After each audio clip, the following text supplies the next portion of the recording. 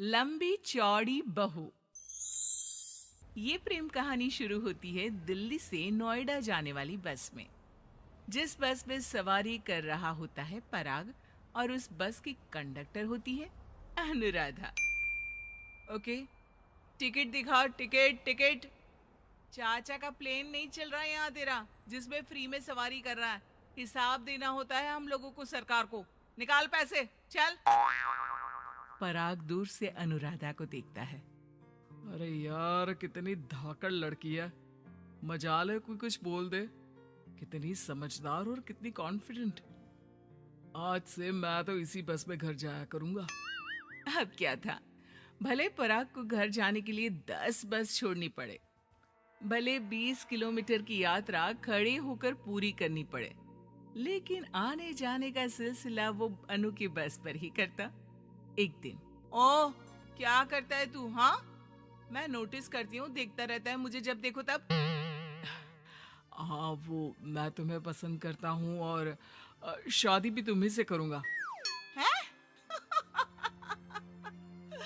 वाह जी वाह, तू ना कोई प्रधानमंत्री हो गया कि आज से 500 की नोट बंद और नोट बंद। नाजिना, इतनी तो नहीं चलती, लेकिन हाँ, तुम्हें प्यार करता हूँ। तुम्हें कोई प्रॉब्लम नहीं होने दूंगा, ये वादा करता हूँ। हाइट देखिए अपनी। मेरे लिए कोई ऐसा लड़का चाहिए जो मेरी तरह लंबा चौड़ा हो। अरे जोड़ी भी तभी अच्छी लगती है। जरूरी नहीं है, जो आपको खुश रखे, आपकी इमोशंस को समझे और आपसे बहुत सारा प्यार करे, जोड़ी तो उसी के साथ अच्छी लगती है। फिर क्या था, हीरोइन को हीरो से प्यार हो जाता है और दोनों शादी कर लेते हैं। शादी के बाद देख, अब तो इस घर की बहू है। अगर समझ गई है तो ये कंडक्टर वाली ड्रेस पहनकर घर से निकलने की जरूरत नहीं है। पराग अच्छा कमाता है तो तेरी नौकरी की भी जरूरत नहीं है हम लोगों को। अरे कैसी बात कर रही है माँ जी? यूं कोई सरकारी नौकरी छोड़ता है क्या? और जब मेरी नौकरी लगी थी, मेरी अम्मा कितनी खुश हुई थी पता है? मैं तो नौकरी करूंगी। अरे नौकरी करेगी तो डंडे से मारूंगी, और हाँ, जो निकली घर से बाहर ना, तो हाथ पैर तोड़ दूंगी और घर से बाहर निकाल दूंगी, देख लेना।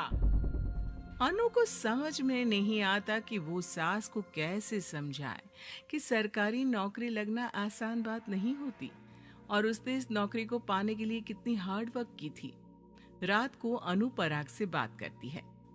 देखो पराग, मैं नौकरी करना चाहती हूँ। मुझे नहीं पता था कि तुम्हारी माँ को मेरी नौकरी से प्रॉब्लम होगी, वरना। ऐसी बात नहीं है, मैं माँ को समझाता हूँ। अगले रोज, देखो माँ, महंगाई का जमाना है और मेरी प्राइवेट नौकरी है। आज है कल का पता नहीं। वैसे भी अनु की सैलरी मेरी सैलरी के बराबर है। अगर ये भी नौकरी करेगी तो हम लोगों को जिंदगी जीने में आसान हो जाएगी ना। सास को बेटी की बात समझ में आती है और वो अनु की नौकरी के लिए मान जाती है। अगले रोज, बेटा, बहू, तुम लोगों को लेकर मुझे कुल देवी के दर्शन के लिए जाना है, तो रविवार को दोनों सुबह ही तैयार हो जाना। अगले रोज दोनों तैयार हो जाते हैं और कुल देवी के मंदिर पहुंच जाते हैं। क्या संतोषी बहन, ये कैसी बहू ले आई हो? बहू बेटा लग रही है और बेटा बहू। अरे कोई पहलवानी लड़ानी थी क्या, जो इतनी लंबी चौड़ी बहू ले आई? अब क्या बताए पंडित जी, जो बेटे ने पसंद किया हमने उसे हाँ कर दी। अब बेटा जाने और उसका परिवार। और ये तो बस कंडक्टर की नौकरी करती है, इंटरस्टेट। और सच्ची? वाह वाह वाह, यह तो बड़ी बात है संतोषी। तुम तो किस्मत वाली निकली जो सरकारी नौकरी की बहू ले आई। यह तो वही बात हो गई कि घी के लड्डू का कोई शेप थोड़ी ना देखता है तो घी का लड्डू ही। सास को बहू की तारीफ सुनकर बिल्कुल अच्छा नहीं लगता। वो जल्दी से पूजा पाठ करवा कर उन लोगों को घर ले आती है। एक रोज, संतोषी बहन, तुम लोगों का घर बड़ा अजीब सा लगता है। भाई साहब, बहन जी, और बहन जी भाई साहब जैसी। अरे बस किया कर, सरकारी नौकरी देखी तो हाँ बोल दिया, और इतना भी क्या, पैसे की चिंता। चलती हूँ, खाना बनाना है। क्यों, बहू नहीं बनाती क्या खाना? अरे नहीं, वो तो नौकरी करने जाती है ना, तो उसके आने से पहले खाना बना देना पड़ता है, वरना पता है ना आजकल की लड़कियों की ज़बान कितनी लंबी होती है। तेरी बहू की तो कुर्सी तोड़ने वाली नौकरी है, यहाँ बैठती है जैसे उठकर ऑफिस में बैठ जाती है, फिर क्यों थक जाती है कि खाना भी नहीं बना पाती। मेरी बहू भले कंडक्टर है, लंबी चौड़ी, लेकिन बता रही हूँ, सारा दिन सवारी से मत्था पच्ची करती है, लेकिन मजाल है शादी के बाद एक दिन भी मुझे किचन में जाने दिया हो ना जी ना। दोनों पड़ोसन वहां से चली जाती है। सास बाजार जाती है और एक ट्रेड मशीन ले आती है। अरे माँ जी, इस उम्र में आप घर पर जिम खोलेंगी? अरे तेरे लिए लाई हूँ, रोज चलाकर 2 घंटे इस पर, पतली हो जाएगी। और खाना कम खाया कर, जब देखो बकरी की तरह मुंह चलता रहता है तेरा। वाह जी वाह, एक ही तो शौक है खाना खाने का, वो भी रोक दो। हाँ, लेकिन सास तो सास थी, बहू के खाने से लेकर एक्सरसाइज सबका हिसाब किताब रखने लगती है। अरे मैं मोहल्ले वालों को बताकर रहूंगी कि मेरी बहू भी शिल्पा शेट्टी की तरह पतली हो सकती है। वही बहू बस में जब सवारी का टिकट काट रही होती है, उसे चक्कर आ जाता है और वो गिर जाती है। सवारी हैरान परेशान हो जाती है और ड्राइवर को वहां बुलाती है। अरे शहर नहीं थी हमारे कंडक्टर साहिबा, लेकिन जब से शादी हुई है बकरी बन गई है, सास को तो बस इनके खाने की ही लगी रहती है।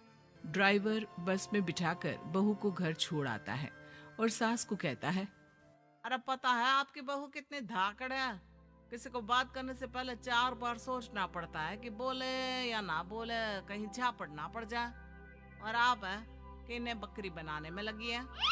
अरे चुप, निकल यहाँ से, मेरी बहू है, मैं इसे बकरी बनाऊं या फिर गीदड़, तुम्हें क्या पता लोग कैसा मजाक उड़ाते हैं कि बहू इनकी बस की कंडक्टर है। बोलो, मुझे कैसा लगता होगा? अरे काम तो काम होता है माँ जी, वो छोटा या बड़ा नहीं होता। खैर, जैसी आपकी मर्जी, चलता हूँ मैं, नमस्ते। ड्राइवर वहां से चला जाता है। बहू ठीक हो जाती है। एक बार आधी रात को कोई संतोषी का दरवाजा खटखटाता है। अरे इतनी रात में कौन आ गया? मेरा घर है, कोई पुलिस स्टेशन की घंटी नहीं जो बजाए जा रहे हो, खोल रहे हो दरवाजा। जैसे ही दरवाजा खुलता है, सामने वही पड़ोसन खड़ी होती है जो अनु की कुछ दिन पहले बुराई कर रही थी। मेरी बहू के पेट में दर्द हो रहा है, उसे जल्दी अस्पताल पहुंचाना जरूरी है। हाँ तो पहुंचाओ, और जल्दी लड्डू के साथ खुशखबरी भी सुना देना। हाँ, काहे हमारा दरवाजा पीट रही हो? अरे सुनो सुनो तो, अपनी बहू से कहो ना कि सरकारी बस को थोड़ी देर के लिए दरवाजे बुला ले, क्या है ना कोई साधन नहीं है अस्पताल ले जाने के लिए। सास अनु को कहती है और अनु बस को बुलाकर पड़ोस वालों की मदद करती है, जिसके बाद पूरे मोहल्ले में अनु की तारीफ होने लगती है। सच में लंबी चौड़ी बहू के साथ साथ लंबा चौड़ा दिल भी है बहू का।